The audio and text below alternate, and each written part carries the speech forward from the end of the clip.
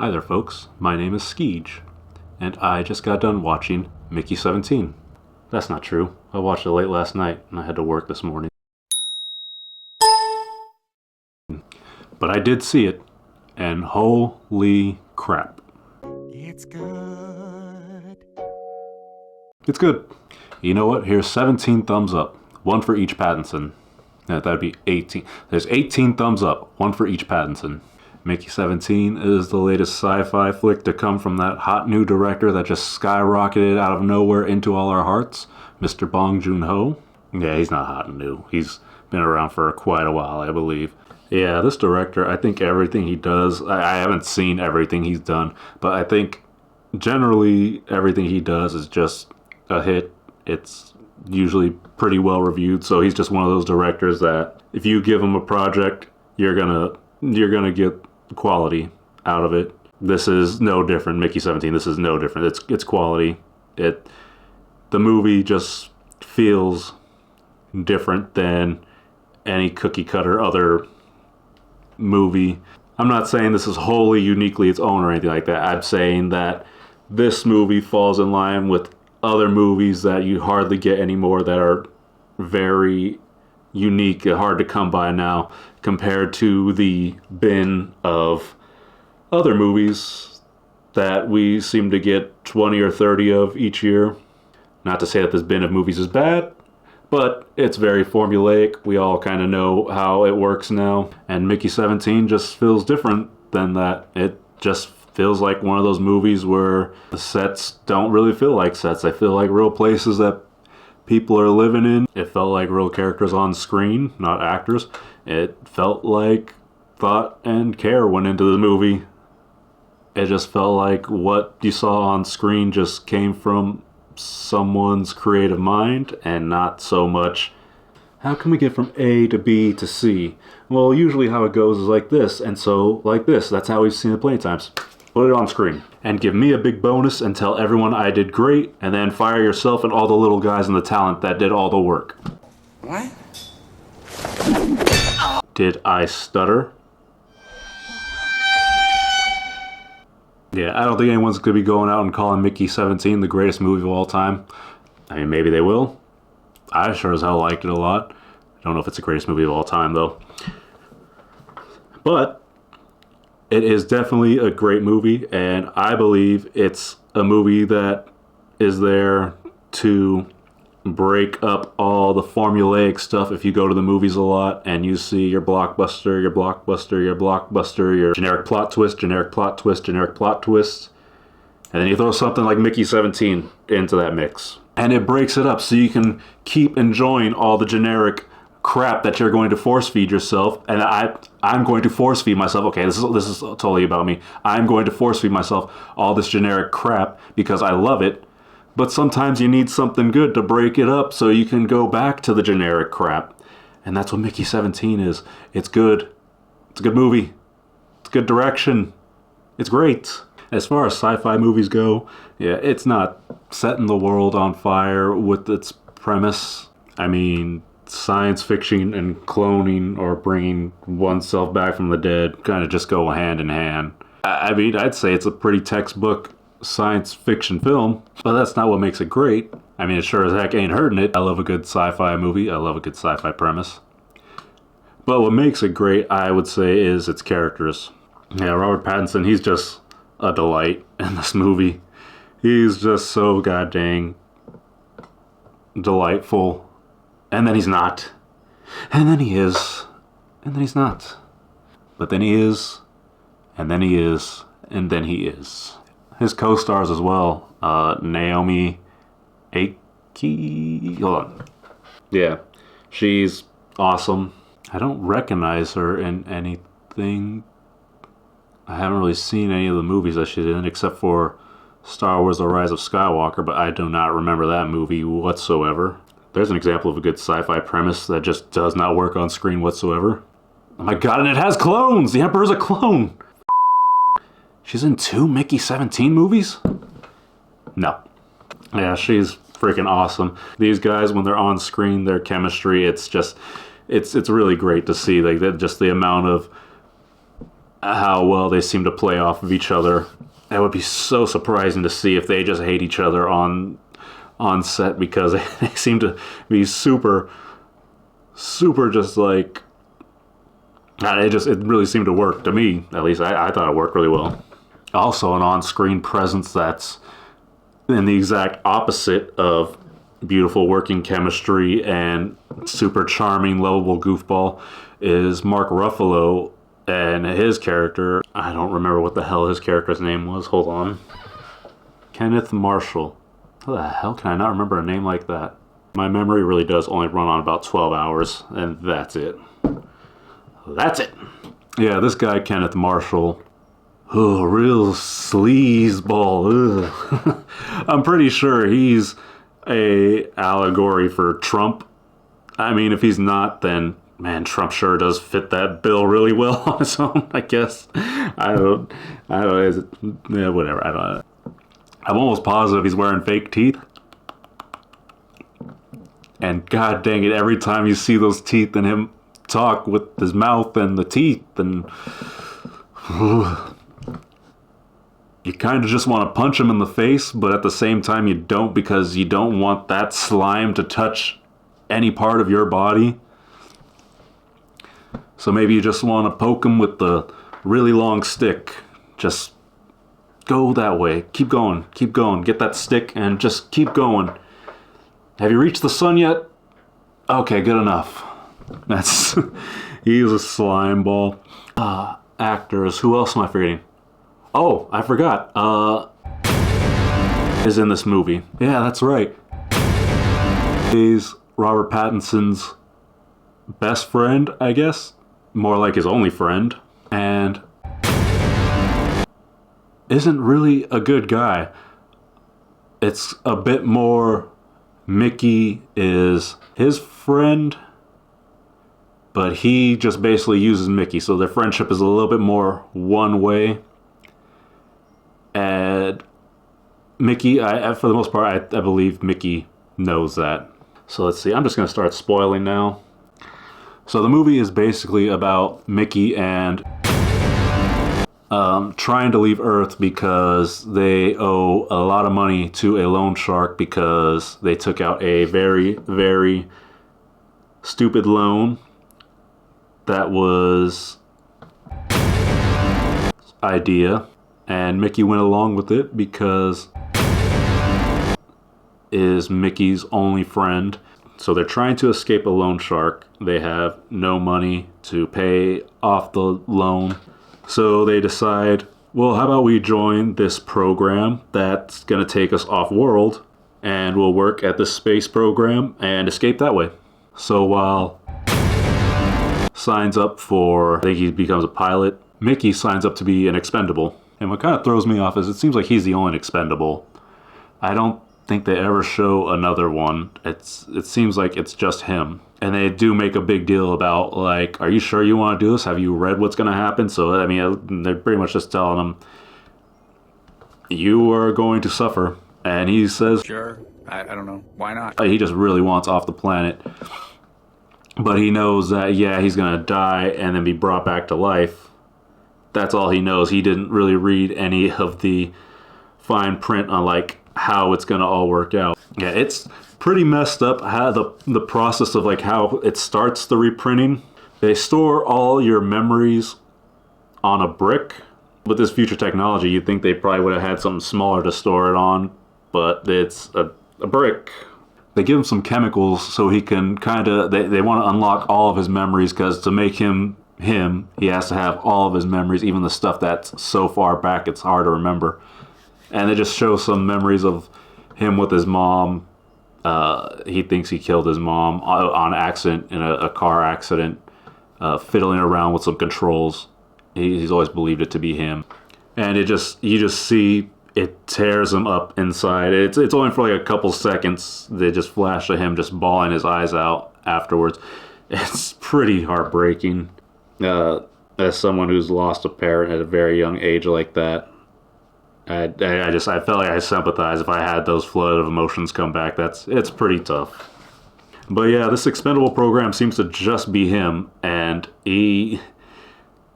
I don't know why they called it an expendable program, because it kind of seems more like a lab rat program. Like they really do stuff to him that just to see what happens, like giving him a massive dose of solar radiation just to see what happens.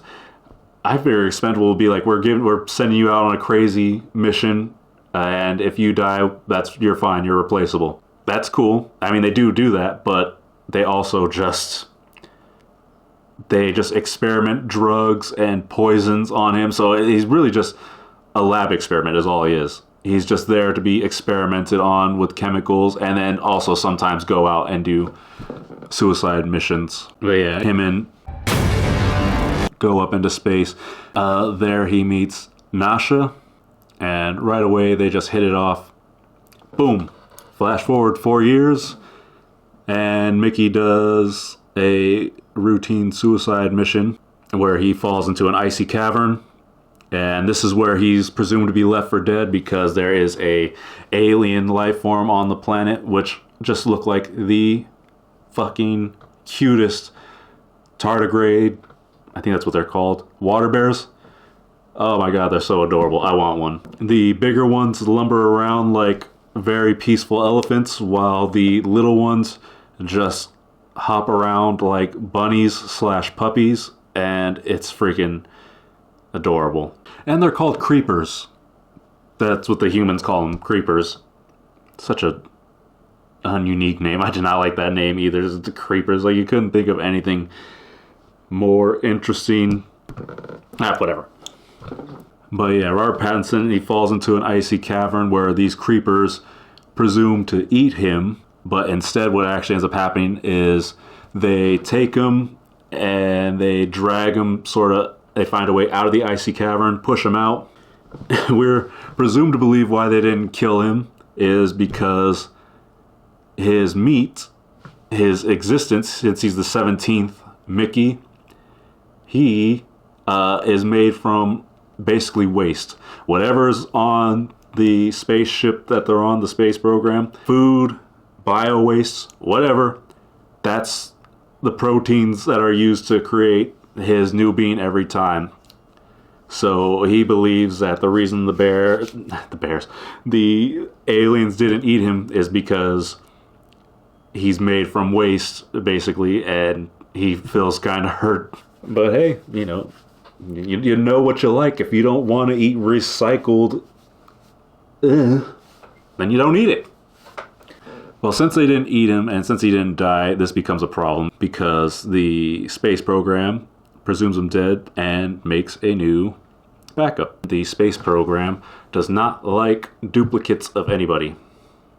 There cannot be what they say one soul inhabiting two bodies, because one of the scientists that created the cloning technology turned out to be a serial killer and cloned himself a couple times and did a couple crazy serial killings while he had an alibi. So the Space Program Corporation says that if there's duplicates, flush them all. They all gotta go, and there is no more bringing back Mickey. That's it. The very presence that there's two means that all have to be erased from existence. The crazy thing is this Mickey, 18, he's a bit of an asshole. See, Mickey 17 is a fun-loving, nice, charming SOB. Mickey 18 is a straight-up hothead. Is like roid raged out all the time and just prone to violence.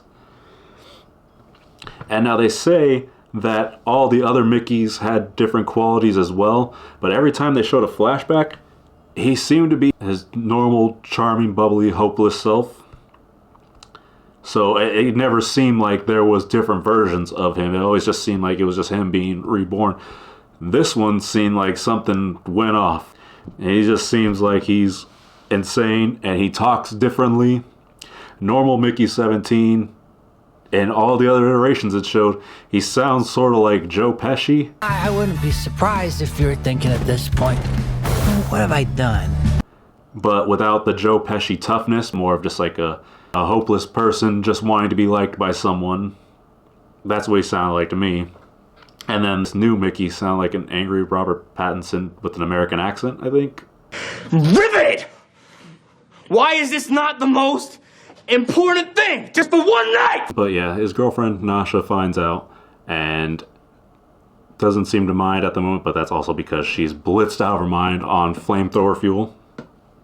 It's actually pretty funny to watch. I'm going out to try it after this video. It looked like fun. But yeah, overall, the Mickeys get found out. They get found because Mickey 18 tries assassinating Mark Ruffalo's, oh my gosh, what the hell's his name? Kenneth Marshall.